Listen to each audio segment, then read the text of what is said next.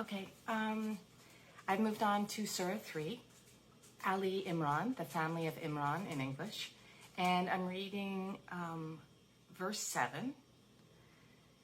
He is the one who has revealed to you, O Prophet, the book, of which some verses are precise. They are the foundations of the book, while others are elusive. Those with deviant hearts follow the elusive verses, seeking to spread doubt through their false interpretation, but none grasps their full meaning except God. In the Quran, there are two types of verses. There's the muhkamat, definite and decisive, and then there's the mutashabihat. My pronunciation is probably horrible, which means open to interpretation.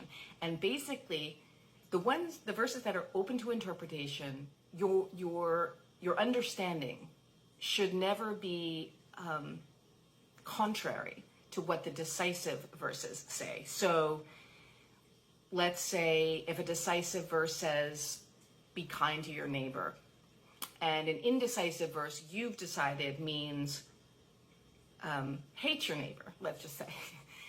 Obviously, your interpretation of the indecisive verse is not correct because the muhkamat, the definite verses, say, be kind to your neighbor, respect your neighbor. Because that was one of my questions in an earlier video. I pointed to the fallibility of humans, and people can say whatever they want about what they read. So one can, obviously, if the Quran was perfectly clear, nobody would argue about it and nobody would have different interpretations.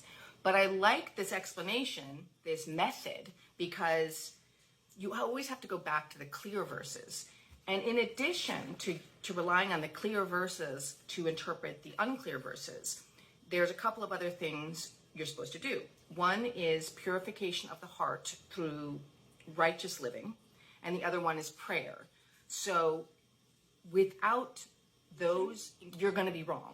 And in Medina, the Christians who were visiting the Prophet took the phrase Father in heaven literally and took that to mean he's our Father. And the Quran wanted that to be interpreted metaphorically because we are not children of God. Jesus is not the Son of God. Jesus is a prophet according to Islam.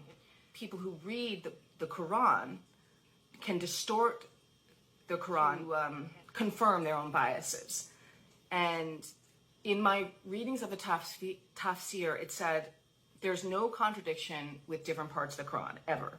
Whenever it is necessary to interpret or explain a verse, it should be referred to those portions of the Quran which are similar, but of which the meanings are obvious. Okay, that's it.